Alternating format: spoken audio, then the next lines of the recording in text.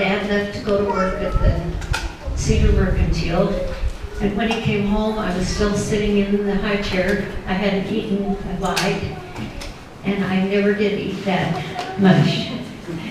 But my mother made me sit there all day long. And another time in that house,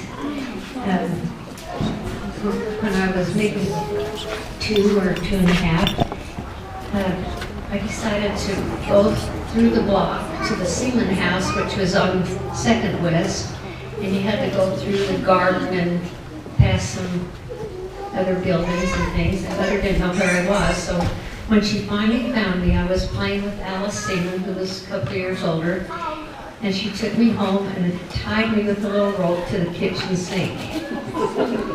And this was a sink that didn't have cupboards in front of it. It just had the gooseneck pipe hanging down, and I don't know how long I was there, but I don't remember ever running away again. And then we moved out to the farm. No, we had to move to Uncle Henry's house because Uncle Henry wanted to live on the farm, and then 2 years later, his kids didn't like living on the farm, so they moved back to Cedar, and we moved back to Grandma's house. And by that time, Uncle Will had married Aunt Claire, and they were also living in the house. So I think we still used a downstairs kitchen that isn't there anymore. And we had a bedroom upstairs, and Aunt Claire and Uncle Will had a bedroom. And Grandma and Grandpa used the south side of the house where Uncle Will has his bedroom and living room now. And then we moved to the farm. And by that time, my mother, and I don't know where they got the money, my mother had bought a baby grand piano that cost $1,000. And for some reason, I took a little hammer to those piano keys.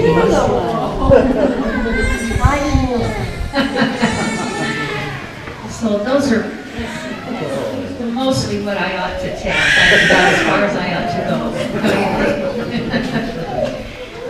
I would tell you though, one thing that interested me the other day, many years ago, my dad was eating an apple, and he ate the whole apple. He ate the peeling, core, seeds. He didn't eat the stem end of it. And I learned to eat apples that way. And the reason my dad did that is because they didn't have apples very often. We would get oranges in the wintertime, but all we had was canned fruit and vegetables. And if he was out riding the range, which he did most of his life, if he ever got hold of an apple, he ate every part of it. He didn't throw away anything.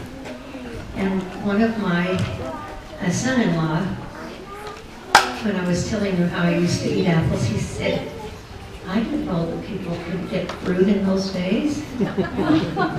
And I realize now that these kids grow up, you can get anything all year long. But if we had fruit, it was in the summer and everybody bottled it to use in the winter. So those are mostly my stories. Great. You did a number on the piano. Carolyn, thank you. She's still a little defensive about that because we were talking about that, and I said, and she chipped off most of the keys. She said, no, just a few. They finally got repaired was it after Mother died? They were all the time we played there. We played on those chip piano keys. Bless you. Also one of the things Dad said about the apple, green apple, we must all have learned to eat all the apple. Do you? Pretty much. Yeah, he used to say, well, the worm's like the middle, so it must be the best part. So we all learn how to eat apples. I kind of thought about my mom and dad in a couple of different ways, and you guys can all chip in, so if you want to, anytime you do. I was thinking about, we have 3 strict rules in our house, but and we had crime and punishment too. You got punished, you were tied under that. And I just remember some of mine were later. I had rules about when I was supposed to get back in the house. Did you do that for you? I could not come back from a party until if I was back after 11, I could be sure that wherever I was, my dad would appear at the door of the party and knock on the door or take me home. Always. So I always managed to get home before 11. Because one time doing that was just enough. But what Mother would do is, if I was late, is I'd be arriving on a doorstep on Main Street, and Mother would come out in her nightgown and greet my date and me at the door. I didn't do that very much after that either. And I also remember one time there was a house right next door to us. The little one, I still think it's still standing, one on Main Street, the next house. Marilyn Petty used to live in it, who was my great friend. The only time I can ever remember Mother really punishing me was when Marilyn and I, they were laying a tar street on Main Street. They were cleaning out tar. And we went out and blissfully ran in the tar in our bare feet. And then came back through the house with tar on our feet and tried to wash it off in the bathtub. So here we had this trail of tar. Mother willowed my legs harder than I'd ever been willowed before in my life. But that's the only time I ever heard her. I felt her strong punishment. I was thinking also that of Mom and Dad. Mom wasn't really a good meat cooker. Am I right? Except for pot roasts. Good pot roast, good chicken cooker, but she couldn't cook mutton. When you say that about Mother's cooking, Carrie would go up the mountain with Dad, and they'd have a piece of mutton, usually, not lamb, under the bed. That's where they kept it cold, was between the springs and the mattress in the summertime. And Carrie wanted to know if they could bring the coal stove down from the mountain to Cedar City, because Dad's meat always tasted so much better than Mother's. And it was true. That's when I learned how to like a lamb, because I hated Mother cook it until it was like string. Well, it was stringy anyway, because it was always mutton. But do you guys remember the hired help up there? Who was it that used to? One of them used to take. You have mutton gravy, and so at the end of the meal, he'd take a big slab of bread, and over the top of it, he'd put a big gob of mutton gravy, and on the top of that, sugar. And that was his dessert. Do you remember that? Was it? I don't know whether it was. Which one it was? It was Alf Best. Alf Best. But anyway, I love Dad's cooking. For all of us too, you probably all do know that most of us all worked in the corner market that Dad had on Main Street. Show your kids where that is, or was. And so we'd come home from school, all of us, after 4, and go to work there until 6. And he'd start us out doing kind of menial things. First we'd be vegetable washers and can things and stock things and count all the vegetables and catch the watermelons as they toss them down into the basement. The watermelon trucks would drive up and they'd toss watermelons down, and we'd get to catch them and put them on shelves in the basement. And then he gradually let us graduate using the cash register. And I think both of you guys were butchers, weren't you, in that store? Not you weren't. Carrie was, I knew. And then Carrie went over to the hardware store. You didn't work in the drugstore, did you? You? You were too young, Corner Market? Nor Cynthia, she didn't either. Okay. Well, when my Dad believed that, he said to me many times, the customer is always right. And actually, it's been a really terrific motto for me in all the work I've done with the dance company. We always talk about the audience being right and to try to please an audience and make them enjoy what they're doing. But one night I remember we were in there till 6:30. Then I did his books finally. Marilyn, you did too. We all kept his books, which again served me very well later in my life. But this one night, Mrs. Esplin, Charles Esplin, came to the store about 10 minutes after 6. I was so tired, I was ready to get out of there. Knocked on the door and I opened and said, Mrs. Esplin, it's closed. You can't come in. And she says, but it's only 10 after 6 and I have to get my groceries tonight. I said, Mrs. Esplin, this is a rule. You can't come in at 10 minutes after 6, so I shut the door and she went home. That night, my Dad came home and he picked me by the ear and took me down to Esplin's place and made me apologize to Mrs. Esplin. But by that time, she was so mad that they changed grocery stores. So, boy, my name was Mud. I never did that to anybody ever again. So, one more. I never heard my folks gossip in the house. They just didn't gossip. It's quite lovely. I didn't really know what that was until one day, I came home and I told Mom and Dad a story about someone in town that I had heard, and Dad looked at me and said, "Where did you hear that?" And I said, "Well, I've been over to Lois Urie's, and I'm going to say his name anyway, gang. He's dead." And he said, "D. Claude Urie is the biggest gossip in town." And that's the first time I had ever heard Dad say anything about anybody. But he said, "Don't you do that. Don't you spread stories like that." And again, in my lifetime, I've tried not to do that. I find that's one of the things that's difficult about small towns is that there's lots of gossip going on. But these guys never gossiped. I have one more thing to say, and then I'll pass it. Christmas time was strange in our house. Yes? We picked up our Christmas tree on Christmas Eve at the church and decorated the tree that night. Did we? We have sold a few trees. Yeah, but I No, we often got it at the church, we got it at the church, and came home and decorated it. That's what I remember, Marilyn. That's what I There's remember. one that he'd taken down over there for a program. Oh, I see. That's not what I Anyway. And so none of our presents were ever wrapped either. You'd come, if you wanted a doll, there it was sitting, or if you wanted something else, it was by the tree. Usually one or two presents was all. And as we grew up, and that was fine. It was really kind of fun and very exciting. And there was, you could ask for one present you really wanted. Long stocking that was pinned to the couch. Oh, that's right. See that? We didn't ever have fancy Christmas stockings. We had the stockings we wore all the time, which as girls were long, ugly, brown, I don't know what they were, cotton, I guess. And we just take a safety pin and pin the stocking to the arm of the couch.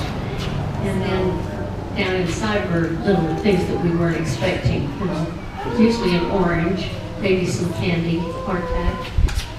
But we didn't have anything wrapped. And I didn't wrap Christmas presents until Roger and John, one early Christmas morning, sneaked up from downstairs and opened a lot of stuff. And so then we looked at all their stuff. So then we started wrapping it all up. The one thing about when you got older with Mom and Dad, though, for Dad it was very, very hard to find the Christmas present he liked. We got so that I'm sure you guys did too, I was always looking for the perfect tie, or the perfect shirt, or whatever. And every once in a while, after Christmas, I'd look in his closet and I'd say, "Where's the shirt I gave Dad?" I'm sure what he did was take it down and give it to his hired hand. Once in a while, I'd see a tie that he wore, and I thought, "Oh, bully, he loved that tie." I remember looking for ages for an alligator wallet for him, and it was really expensive. And when he died, I looked for that wallet, never not inside. He'd given it away. So that's what he did with most of his Christmas presents at Christmas time. Didn't he give away Mother's sink or refrigerator or something that she was getting for Christmas? He took it out and hired him. So there you go, Ken, your turn. Or Carrie, are you next? Ken, Ken's go ahead.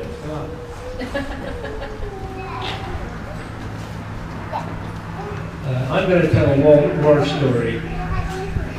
I was drafted for the Korean War, 1951, and just about that time, President Truman had fired President MacArthur, General MacArthur. And Truman's policy was then, "Okay, boys, you and the Army, get in there and fight into a draw." He didn't want to go any further with any combat activities. And Matthew Ridgway was the commanding general in Korea when MacArthur was relieved from office. And there was no story about Matthew Ridgway.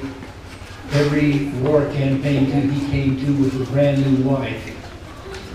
And so that brings up a story about when Dad was drafted, and it turns out that we're here quite by accident. Because Dad was going with a young lady from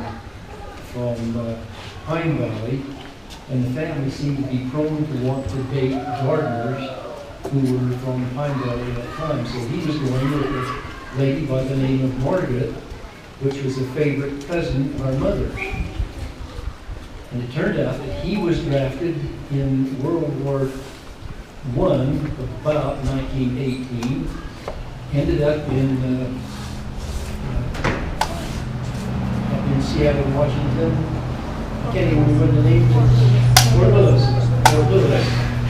And a fellow by the name of Captain Quinn was in charge of his training group. Captain Quinn found out that my dad was an excellent horseman. In fact, Cynthia reminded me just a little while ago, she said she didn't realize how good of a horseman she was. One day she saw him handling a really frisky horse and thought, I've never seen anybody but John Wayne do that. Well, anyway, Dad was a really capable horseman. Captain Quinn had a brand new wife and wanted somebody to tend her when he realized what had just been drafted and given to him as a gift. He turned Dad over to Mrs. Quinn to teach her how to ride horses. And in the process, Mrs. Quinn took kind of a liking to him. I don't think Dad had any clue as to what he got into. Could have been a kind of serious situation. But he ended up teaching her to be a dang good horseman. In the process, one of the fellows who was in that group with Dad, Glad Margaret, that Dad was having an affair with the company commander's wife, and she told him to go fly a kite. So 10 years later, he finally got around to asking our mother to marry him when nobody else would go with him. So that's how we came along. Thanks to World War I. Cynthia. I have a fabulous story about Dad and horses too. First of all, I just have to say that we're telling horror stories about our mother, and I didn't in my entire life never knew anybody as kind and gentle as she was. She was unconditional in her love, and but you know what she did to punish me? In this old house, we had a big, deep closet. And when she'd get mad at me, there was a trunk sitting in the back of it, and she put me on that and shut the door, so I sat in this dark closet until she got ready to let me out. Now that's a horror story. Well, I know, that's why yes, there was a in her room. I was in there, so I know what was in it. I'd have gotten out of there had there not been a door on it. Then, when she would get mad at me, on wash day usually, she would sit me in the corner. This is this woman that I can't believe we're telling the stories on her, because she was the most perfect woman that ever lived. But anyway, She wasn't mean enough. she wasn't. She would sit me on a chair, and if I'd say, Mother, Mama, finally after she did enough of that, she said, I'm not your mother. And then my story about Dad was this one. He took me out to the 8 Mile one day, and there were about 6 horses that he had gathered up and put in a V shape of a fence. And he said, all you have to do is stand out here and put your arms up. Keep them in here. Taking a while to herd them up. And he got them in there.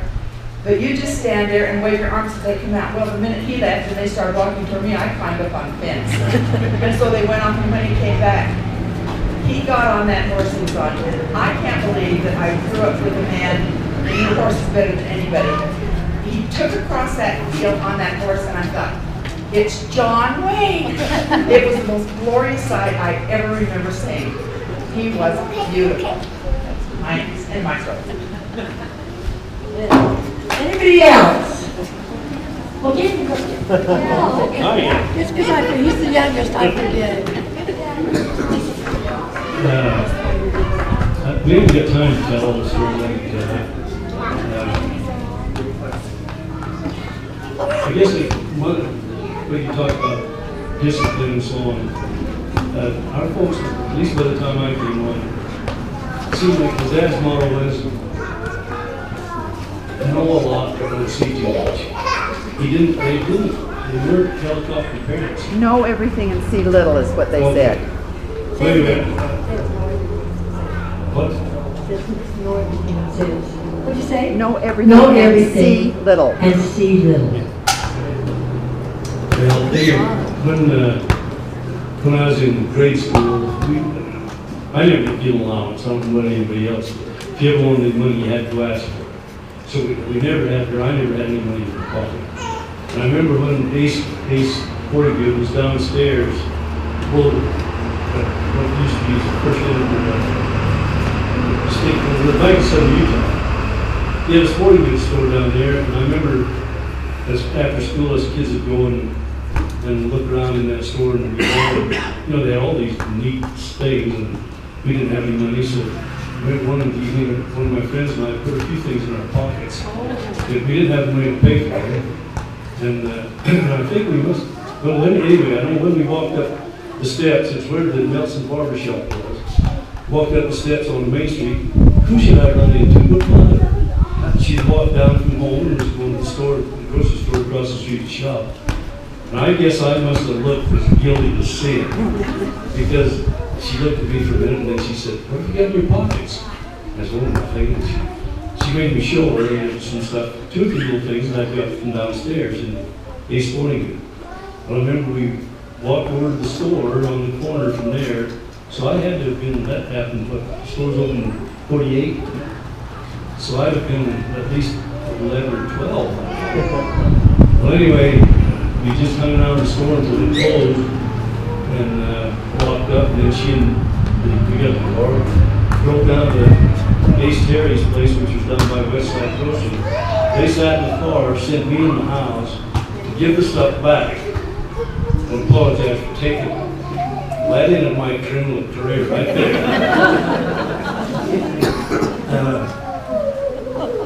It's in.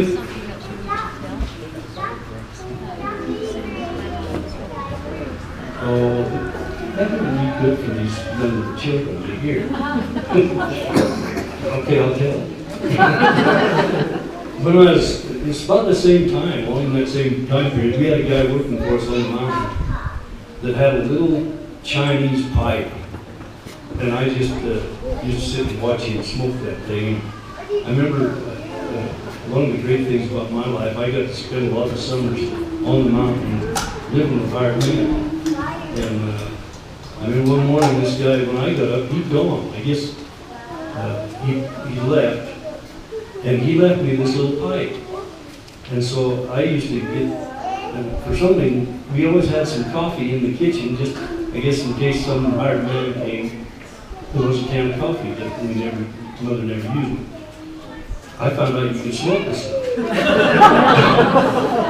And so I put coffee in this little pipe and smoked it, and they found me doing it, or Dad got on to it somehow, and he said, "If you're gonna smoke, sit out on the front porch and do it. Don't go hide in Melon's barn or someplace." So I remember Dad came home one night, and Mother was reading to me, and here I had been 10 or old enough to read myself. Anyway, she was reading to him, and I was smoking this pipe. What'd he say? Not a word.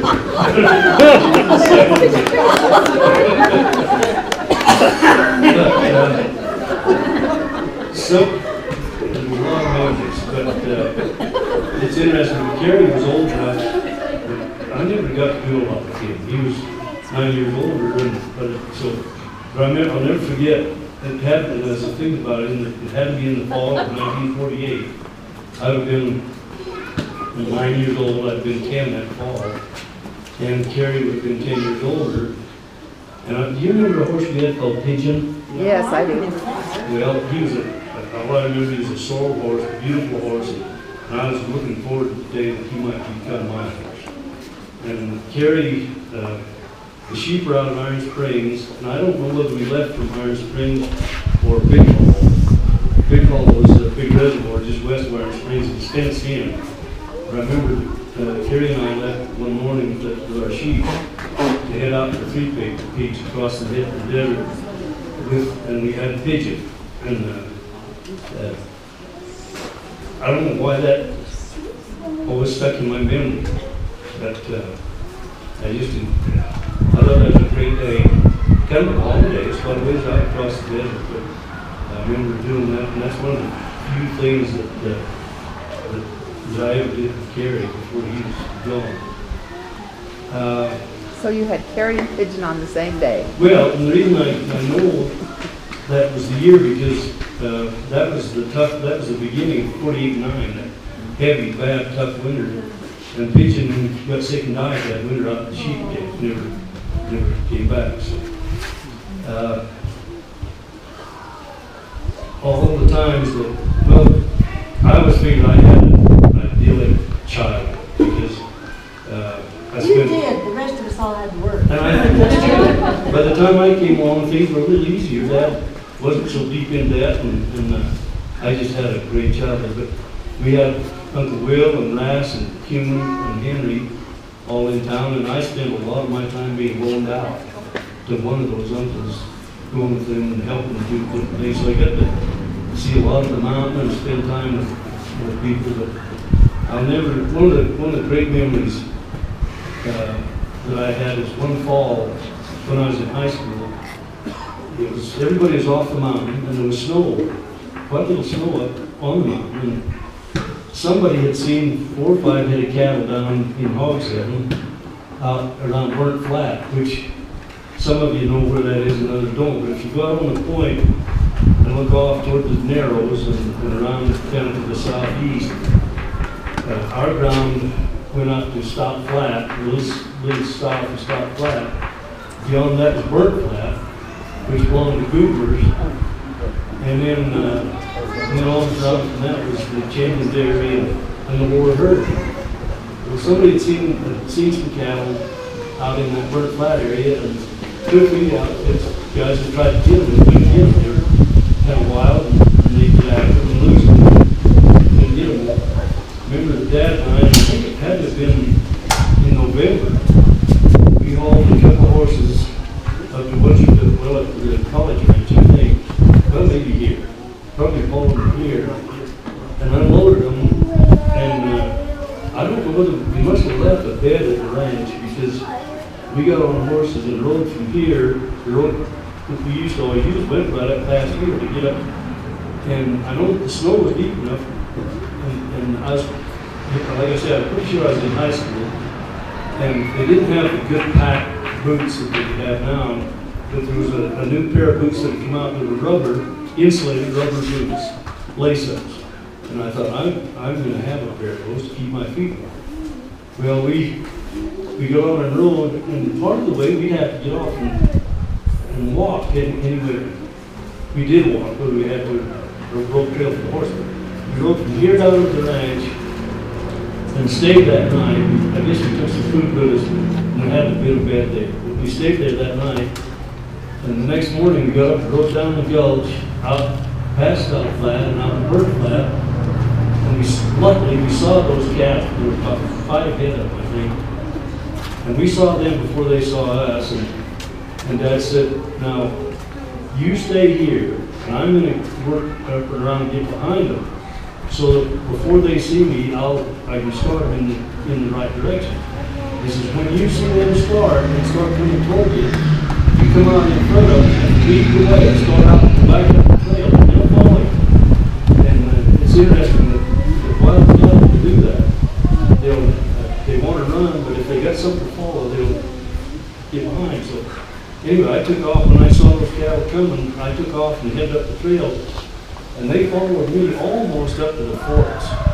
And by then we had them, well, the forks is right at the end of the point where you could, O'Neill could come again. And anyway, we got those cattle and took them back up to the ranch, put them in the trail that night and stayed. And then the next morning we drove them up out of there and down here and drove them down to the college ranch where there was a trail. And two things that I thought it was just such a great trip. I cherish that memory.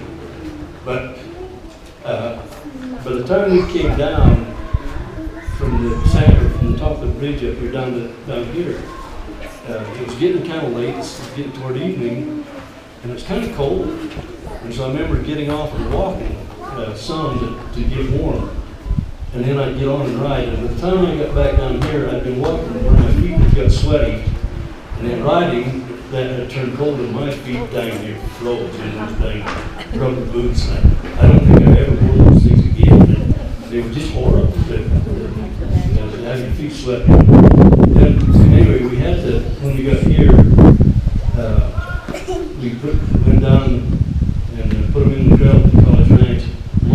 haul it home, and then had to come back, make another trip. We only had that little 12-foot trip stock truck. So we came back and got our horses, and they ended up belonging to a guy from down in Santa Clara. And I can't remember his name now, it's probably good. Because we called and notified him that we had the cattle, and he came up the next day, which I think was a Sunday.